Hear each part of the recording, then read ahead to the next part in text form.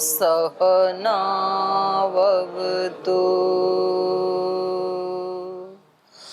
सहनौ भुनक्तु सह वीर्यं करवावहै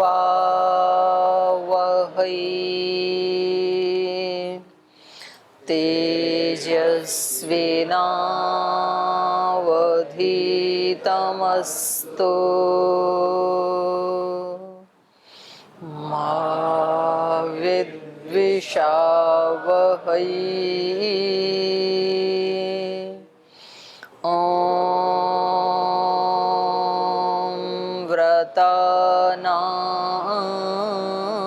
व्रतपते व्रतं चरिष्यामि तच्छकेयं तन्मे राध्यताम् इदमहमनृतात् सत्यमुपैमि ॐ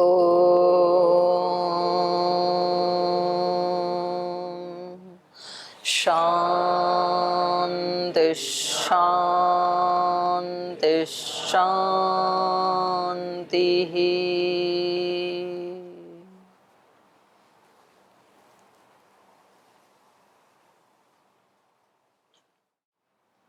वाल्मीकि रामायण के अयोध्या कांड का 66वां सर्ग हम पढ़ रहे हैं और इस सर्ग में श्री भरद्वाज जी के आश्रम में एक रात्रि विश्राम करके और उनसे चित्रकूट का मार्ग पूछ करके और आगे के लिए प्रस्थान करना चाहते हैं। और इसके लिए वो श्री भरद्वाज जी के पास आए हैं कि हम आज रात्रि को हम सेना सहित आश्रम में बहुत अच्छे से हमने निवास किया और अब हम श्री राम से मिलने के लिए जाना चाहते हैं, तो आप हमें मार्ग के बारे में हमारा मार्ग प्रशस्त करें। यहाँ तक हमने पढ़ा था, तो इससे आगे आज पढ़ेंगे। आपके कोई प्रश्न है तो कल पूछेंगे हम।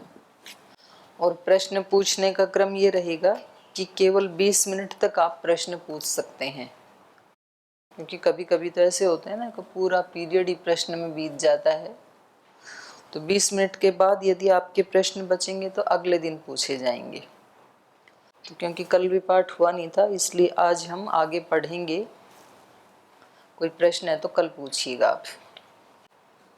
तो 6 नंबर श्लोक से पढ़ते हैं। पढ़ तो ऊपर से लेते हैं, कोई बात नहीं। कच्चिदत्र सुखारात्रिस्तवास्मद्विषये गता समग्रस्ते जन कच्चिदातिथ्ये शंसमे नघ तमुवाचाञ्जलिं कृत्वा भरतोऽभिप्रणम्य च सुखोषितोऽस्मि भगवन् समग्रबलवाहना आमन्त्रेयहं भगवन् कामं त्वां ऋषिसत्तमा समीपं प्रस्थितं भ्रातुर्मैत्रेणीक्षस्व चक्षुषा आश्रमं तस्य धर्मज्ञ धार्मिकस्य महात्मनः आचक्ष्व कतमो मार्गः कियानिति च शंसमे इति पृष्टस्तो भरतं भ्रातृदर्शनलालसं प्रत्युवाच महातेजा भरद्वाजो महातपाः भरतार्धृतृतीयेषु योजनेष्वजने वने चित्रकूटो गिरिस्तत्र रम्यनिर्दरकाननाम् उत्तरं पार्श्वमासाद्य तस्य मन्दाकिनी पुष्पितद्रुमसञ्छन्ना रम्यपुष्पितकानना। तो ये पूछ रहे हैं भरद्वाज जी से, तस्य धार्मिकस्य महात्मनः धर्मज्ञः आश्रमं मार्गः कतममार्गः मे आचक्ष्व कियानिति च मे आचक्ष्व।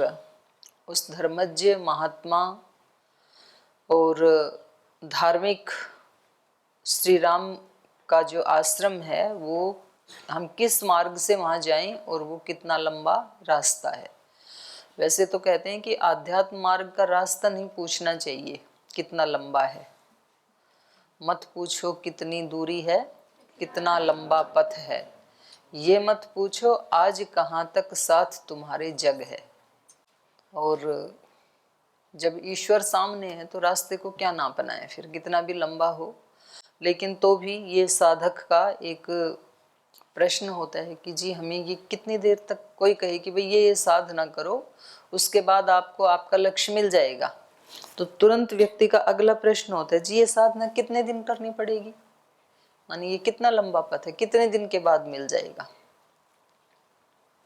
तो इसमें किसी का वैसे सुनिश्चित नहीं होता है, अपने अपने संस्कार और अपने अपने चित्त की स्थिति और अपना पुरुषार्थ, उसके अनुसार सबका अलग अलग होता है। किसी के संस्कार पहले से ही उसने इतने बना रखे हैं तो ऐसे तीव्र संवेग वालों के लिए रास्ता छोटा होता है, जल्दी मिलेगा उनको। और किसी के पहले के संस्कार तो बहुत ज़्यादा प्रबल नहीं है लेकिन अब प्रबल पुरुषार्थ कर रहा है, उसको भी जल्दी मिलेगा। और किसी के पहले के संस्कार तो अच्छे हैं लेकिन अब प्रमाद कर रहा है तो उसको देर लगेगी। तो ये सबका अलग अलग है। तो जब इन्होंने ऐसे पूछा, इति पृष्ठस्तु भरतम भ्रातृ दर्शन लालसम, भाई के दर्शन का अभिलाषी श्री भरत जी, तो जब उन्होंने ऐसे पूछा तो प्रत्युवाच महातेजा भरद्वाज महातपाह। वाल्मीकि जी उनके लिए इतने विशेषण लगा रहे हैं। भरद्वाज जी कैसे हैं? महातपा, महातेजा, महान तेजस्वी और महान तपस्वी। वैसे भरद्वाज नाम जो है ना वो अपने आप में ही इन सारे विशेषणों को समेटे हुए है।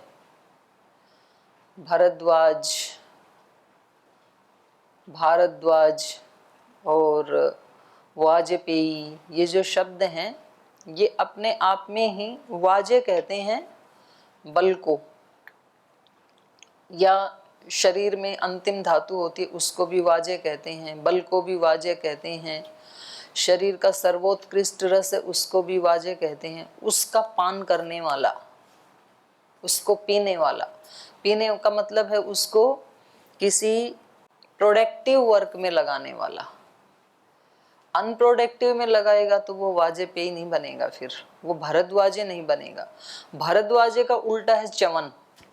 च्यवन ऋषि की कहानी सुनी है ना आपने, जर्जर हो गए थे तो उनकी चिकित्सा के लिए फिर अश्विनी कुमार आए उनके पास, लेकिन उन्होंने एक शर्त के ऊपर इनकी चिकित्सा करना स्वीकार किया कि भाई आप हमें सोम याग में सोमपान का हक दिलवाओ, ऋषि से कहा, च्यवन ऋषि से, और हम आपको जर्जरित शरीर से हम आपको युवा बना देंगे।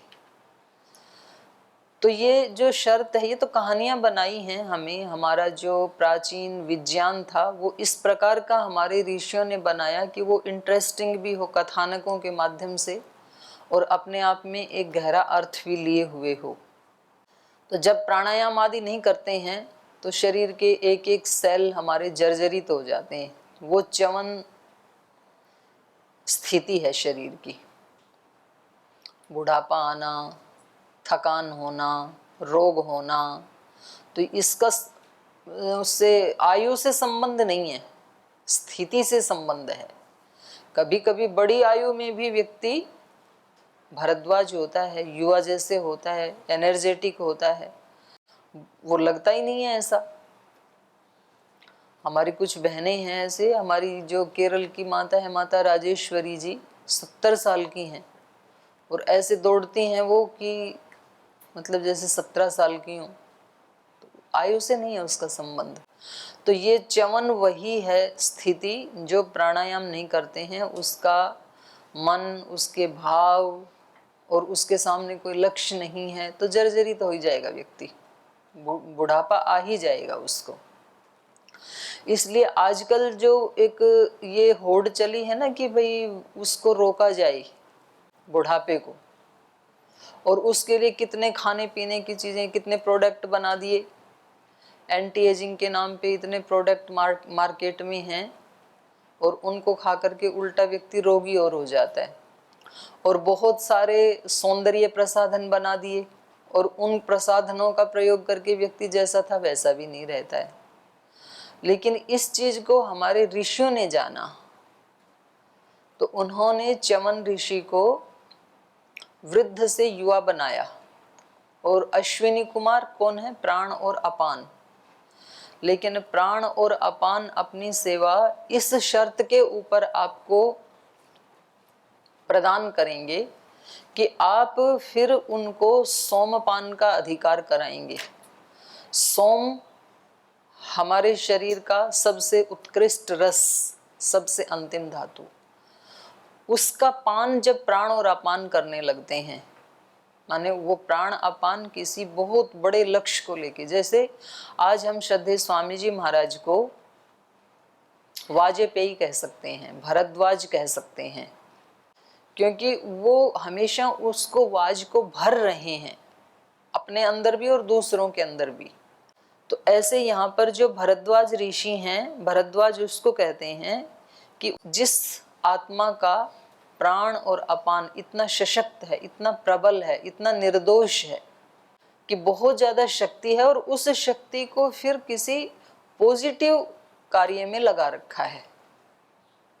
अब आप देखो ना, यदि गुरुकुल में रह करके भी और यदि हम अपनी छोटी छोटी आदतों को जीत नहीं पाते हैं, तो ये शुभ लक्षण नहीं है। बहुत जागरूक होना चाहिए ब्रह्मचारी को तो, क्योंकि आपका लक्ष्य तो बहुत बड़ा है।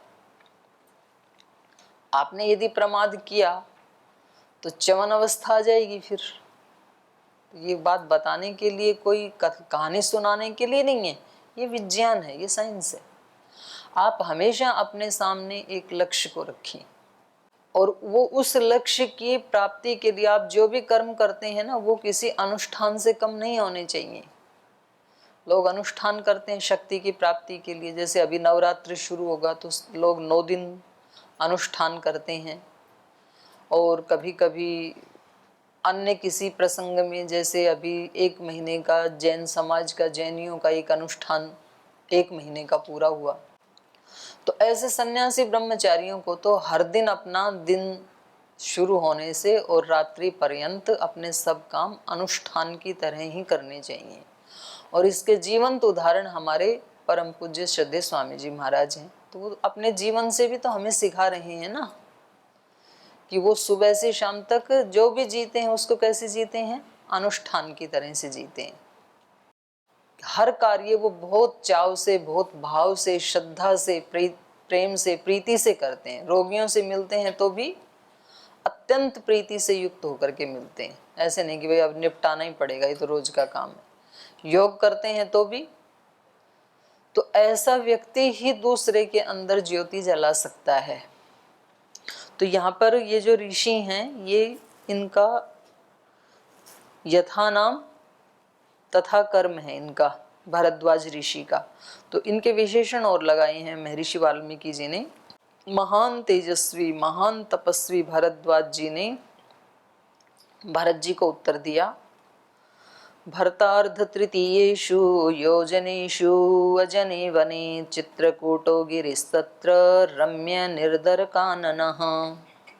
हे भरत, अर्ध तृतीयेषु योजनेषु, अर्ध तृतीय मतलब 2.5, 2.5। भरत, हे भरत, अर्ध तृतीयेषु योजनेषु, 2.5 योजन के बाद, अजने वने, जहाँ पर कोई जन नहीं रहते हैं, निर्जन वन में, चित्रकूटो गिरी ही, चित्रकूट नाम का एक पर्वत है। मतलब योजन में कितने किलोमीटर होते हैं एक योजन में? 1 किलोमीटर में, सॉरी, 1 योजन में कितने किलोमीटर होते हैं?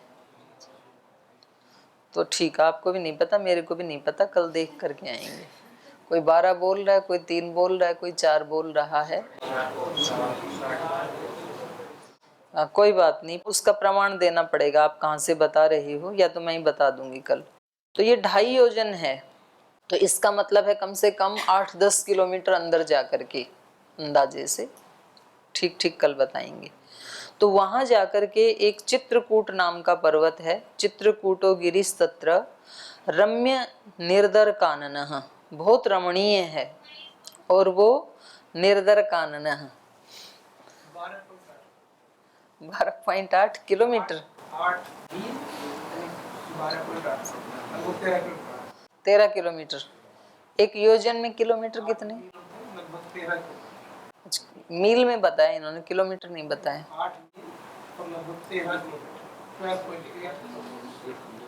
आपने 2.5 योजन देखा है? एक योजन, और 2.5 योजन का कितना हुआ? तो 13 दूनी 26, 26 और 6 32, 33 किलोमीटर। तो काफी गहरे जंगल में जाके रह रही हैं इसका मतलब। तो ठीक है, जिनको एकांतवास में रहना उनको तो ऐसे ही रहना चाहिए, फिर एकांतवास भी करे और फिर भीड़ भड़क्के के साथ ही रहे तो फिर तो फायदा क्या है। तो ये ऐसे ही, तो आप मत जाना कृपा करके कि दीदी ने बोला था, तो कहीं पता लगा कि अगले दिन ही किसी जंगल में मिले वो वहाँ कोई ढूंढ भी ना सके, तो मेरे ऊपर वो सारा दोष आ जाएगा फिर। तो इन्होंने बताया कि भाई यहाँ से 2.5 योजन दूरी पर एक निर्जन वन है और वहाँ पर चित्रकूट नाम का पर्वत है और बहुत रमणीय है। रमणीय हो ही जाएगा जब तक मनुष्य इस प्रकृति के सौंदर्य को डिस्टर्ब नहीं करता है, तब तक भगवान का बनाया हुआ सौंदर्य बहुत ही सुंदर होता है, अलौकिक होता है। जब मनुष्य की पहुंच हो जाती है तो अपने ढंग से फिर उसको तोड़ मरोड़ देता है, उसको डिस्टर्ब कर देता है। तो ये मैंने भी देखे हैं। जब मैं उधर कर्नाटक रहती थी तो वहाँ एक बहुत बड़ा वन है, कम से कम वो 60-70 किलोमीटर के एरिया में है। तो वहाँ जो वन के जो माताएं जाती थी उनके साथ मैं एक दिन देखने के लिए गई थी। इतना सुंदर है अंदर से, क्योंकि वहाँ कोई मनुष्य जाता ही नहीं, तो कम से कम 15-20 किलोमीटर तक गई थी मैं। तो रास्ता नहीं है वहाँ पे, ऐसे सांप की तरह से झुक झुक के जाना पड़ता है झाड़ियों के नीचे से। तो सब लहू लुहान हो गया था, छोटे छोटे कीड़े लग जाते हैं, जूं जैसे कपड़ों में लग जाते हैं। कठिन तो होता है लेकिन सुंदर बहुत है। वहाँ के जो नेचुरल झरने, फिर उनसे बहता हुआ पानी एकदम साफ सुथरा, खिलते हुए फूल, उनकी गंध, फिर कहीं आंवला लगे हैं, कहीं सीताफल लगे हैं और कहीं शहद है, बहुत सुंदर। बोल जी हमें भी ले चलो ना। ठीक, आपको भी ले चलेंगे। उत्तरं पार्श्वमासाद्य तस्य मंदाकिनी नदी पुष्पितद्रुमः संच्छन्ना रम्य पुष्पितकानना। और कह रहे हैं उसके उत्तर पार्श्वम, उत्तर की ओर, उस पर्वत के उत्तर की ओर, उत्तर पार्श्वम आसाद्य तस्य मंदाकिनी नदी, उसके उत्तर की तरफ मंदाकिनी नदी है चित्रकूट के। और वो कैसा है? पुष्पित द्रुम संच्छन्ना। वो नदी कैसी है? पुष्पों वाले वृक्ष लगे हैं उसके दोनों किनारों के ऊपर। तो ऐसी होती हैं जंगल से जब निकलने वाली जो नदियां होती हैं, तो क्योंकि उनके वृक्षों को कोई काटता तो है नहीं, और उस पे बहुत सुंदर पुष्पित जो वृक्ष हैं वो लगे रहते हैं। तो रम्य पुष्पित कानना, ये एक रम्य पुष्पित कानन से गुजरती है, वन से गुजरती है, बहुत रमणीय है। वो वन ही ऐसा है कि उसमें बहुत सारे पुष्प खिले हुए हैं और उनकी गंध इतनी अच्छी होती है, मतलब जैसे वो नेचुरल फूल होते हैं तो देखने में तो वो ज़्यादा बड़े नहीं, छोटे भी होते हैं, पर गंध इतनी तीव्र होती है तो उसको स्मरण करके भी अच्छा ही लगता है। अनन्तरं तत्सरितश्चित्रकूटश्च पर्वतः तयोः पर्णकुटीतात तत्र तौ वसतो ध्रुवम् अभिवाद्य तु संसिद्धः कृत्वा चैनं प्रदक्षिणम् आमन्त्र्य भरतः सैन्यं युज्यतामित्यचोदयत् ततो वाजीरथान् युक्त्वा दिव्यान् हेमपरिष्कृतान् अध्यारोहत् प्रयाणार्थी बहून् बहुविधो जना विविधान्यपि यानानि महान्ति च लघूनि च प्रययोः सो महार्हाणि पादैरेव पदातयः तया महत्या यानिन्या ध्वजजिन्या वनवासिनः अर्दिता योतपामत्ता स योथा सम्प्रदुद्रुवोः सागरो घनिभासेना भरतस्य महात्मनः महीं संच्छादयामास प्रावृषीद्यामिवाम्बुदः स गत्वा दूरमध्वानं सोपरिश्रान्तवाहनः उवाच भरतः श्रीमान् वसिष्ठं मन्त्रिणां वरम् अनंतरम तत्सरितः और कह रहे हैं उस सरिता के बाद मंदाकिनी नदी के बाद चित्रकूटश्च पर्वतः तो उस नदी के साथ ही मिला हुआ उसके बाद मंदाकिनी नदी के बाद चित्रकूट पर्वत है। तयो हो तो वो दोनों की पर्णकुटी तयो कयो हो राम लक्ष्मणयो हो तो उस उनकी पर्णकुटी बिल्कुल वही है। तयो हो पर्णकुटी तात तत्र वहाँ पर ही है। तौ ध्रुवम वसत और वहाँ वो बड़े आराम से निवास कर रहे हैं, निश्चिंत होकर के रह रहे हैं। अभिवाद्य तु संसिद्ध कृत्वा चैनं प्रदक्षिणम् आमन्त्र्य भरतः सैन्यं युज्यतामित्यचोदयत्। तो जब उन्होंने ऐसे बताया तो अभिवाद्य तु संसिद्ध कृत्वा तो भरत जी ने उनको अभिवादन किया और कृत्वा च एनम प्रदक्षिणम और भरद्वाज जी की प्रदक्षिणा की। तो अभिवादन की रीति रही ये, आजकल भी करते हैं कुछ लोग ऐसे, पहले प्रदक्षिणा करते हैं 3 उसके बाद प्रणाम करते हैं। मंदिर आदि में भी ऐसे ही करते हैं, मंदिर के देवता की पहले प्रदक्षिणा करते हैं फिर लास्ट में उसको प्रणाम करके फिर जाते हैं और उसकी तरफ पीठ नहीं करते हैं। तो ऐसे ही भरत जी ने भी अभिवादन किया और भरद्वाज जी की प्रदक्षिणा की। आमंत्र्य भरतः सैन्यम और फिर भरत जी ने सेना को बुलाया और उनको प्रेरणा दी युज्यताम इति कि भाई आप अपने रथ घोड़े आदि जोड़ो, अब प्रस्थान करते हैं, तैयारी करो आगे चलने की। ततो वाजीरथान् युक्त्वा दिव्यान् हेम परिष्कृतान् अध्यारोहत् प्रयाणार्थी बहोन् बहुविधो जनः। तो इसके बाद वाजीरथान अच्छे घोड़े, वाजी मतलब बल होता है ना, उस बल से ही वाजी बना, फिर वाजी मतलब घोड़ा, घोड़े में बहुत बल होता है। वाजी रथान युक्त्वा घोड़ों से युक्त रथों को जोत करके दिव्यान हेम परिष्कृतान और वो रथ कैसे हैं, दिव्य हैं, वो अलौकिक हैं। हेम परिष्कृतान स्वर्ण जड़ित हैं, हेम मतलब सोना, तो स्वर्ण उनके ऊपर लगा हुआ है, स्वर्ण आदि से अलंकृत हैं, दिव्य ऐसे रथ हैं। उनमें अध्यारोहत, अध्यारोहत प्रयाणार्थी ही, प्रयाण का प्रयोजन है, जिनको आगे प्रयाण करना है तो वो भरत जी अध्यारोहत उसमें आरूढ़ हो गई। बहुन बहुविधो जन है और ऐसे ही बहुत सारे लोग भी, जितने भी लोग थे सब अपने अपने रथों में अध्यारूढ़ हो गए। विविधान्यपि यानानि महान्ति च लघूनि च प्रययुः सो महार्हाणि पादैरेव पदातय। तो इस प्रकार से कुछ हाथी, कुछ घोड़े और विविध प्रकार के जो भी यान थे इनके, कुछ महान थे कुछ लघु थे। महांती च लघुनी च, छोटे बड़े जितने भी यान थे, किसी में अश्व जुड़े हैं, किसी में ये हाथी जुड़े हैं, कुछ पदयात्री हैं, तो सब इस प्रकार से वहाँ से सेना चल पड़ी। पादैरेव पदातय, कुछ पैदल यात्री भी हैं। तया महत्या यानिन्या ध्वजिन्या वनवासिनः अर्दिता यूथपामत्ता सयूथा संप्रदुद्रुवुः। तया महत्या यानिन्या, यानों से युक्त जो सेना है, तो उस सेना के द्वारा, उस महान सेना के द्वारा, ध्वजिन्या जिस पर ध्वज लगे हुए हैं, जितने भी वाहन हैं, व्हीकल्स हैं, आजकल भी लगाते हैं, पार्टी वाले अपनी पार्टी का झंडा लगाते हैं, भारत स्वाभिमान वाले भारत स्वाभिमान का झंडा लगाते हैं, तो दूर से ही पता लग जाए ये किसकी सेना आ रही, किसके वाहन हैं ये। तो ऐसे इन्होंने सूर्यवंश की ध्वजाएं लगा रखी थी।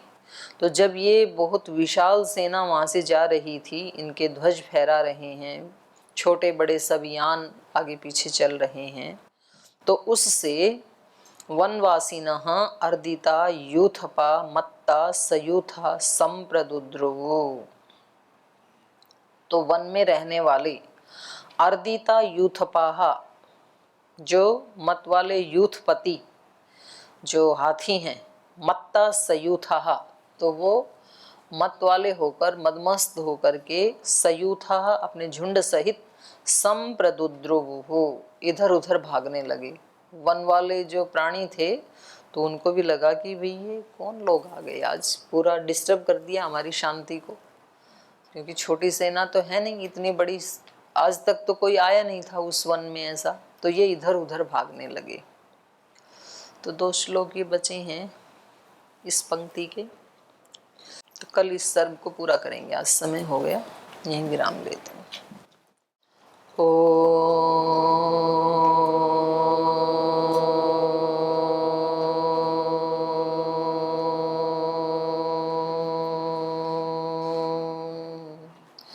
शांति शांति शांति। श्री गुरुभ्यो नमः।